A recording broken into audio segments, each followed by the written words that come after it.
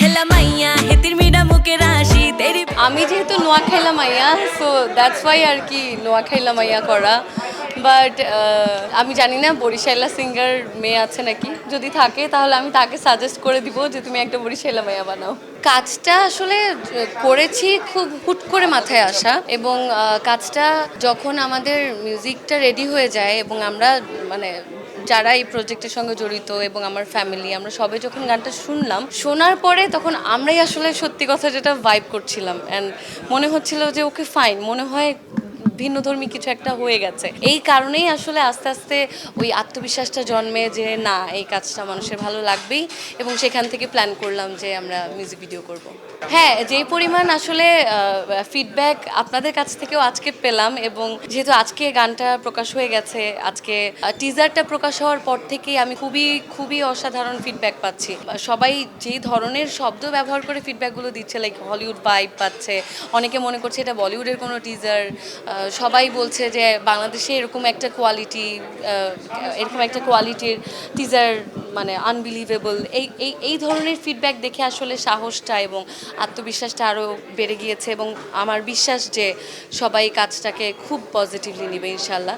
So যদি positively নিয়ে ফেলে এবং এই জায়গা থেকে একটা সফলতা পেয়ে যাই, তাহলে হয়তো ভেবে দেখব যে এই ধরনটাতে আরও প্রজেক্ট করা যায় কিনা ইনশাল্লাহ। খুবই অসাধারণ, এবং আপনারা হয়তো জানেনও অনেকেই যে আমার ম্যানেজার কিন্তু আমার মা। সো তিনি খুব অ্যাক্টিভলি আসলে এই বিষয়গুলোকে হ্যান্ডেল করেন, এবং আজকের অনুষ্ঠানটাকে এক্সিকিউট করার পিছনে তার অনেক বড় অবদান। এবং আমার আসলে লাইফটা খুব ফ্যামিলি ওরিয়েন্টেড, মানে আমি আমার বাবা যখন ছিলেন বাবা, এবং আমার ভাই, আমার শ্বশুরবাড়ির মানুষজন, আমার হাজব্যান্ড, মানে আমি খুব ফ্যামিলি ওরিয়েন্টেড মানুষ। সো আমি সব কিছুতে ফিডব্যাক বলেন বা যে কোনো একটা কাজ করার আগে সব কিছুতেই আমি আমার ফ্যামিলিকে ইনভলভ করি, এবং আমার এটা খুব পছন্দ। অবশ্যই 100%-এর উপর, মানে 200-300 বলেন আর কি।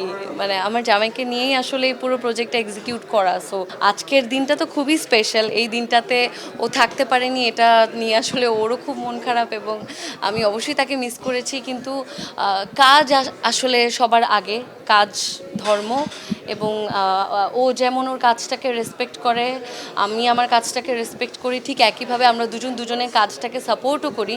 সো আজকে যেমন ও কাজে গিয়েছে, আমি কাজে এসেছি, আমরা যেখানেই থাকি না কেন আমাদের শুভকামনা সবসময়ই একজনের সাথে তো থাকেই।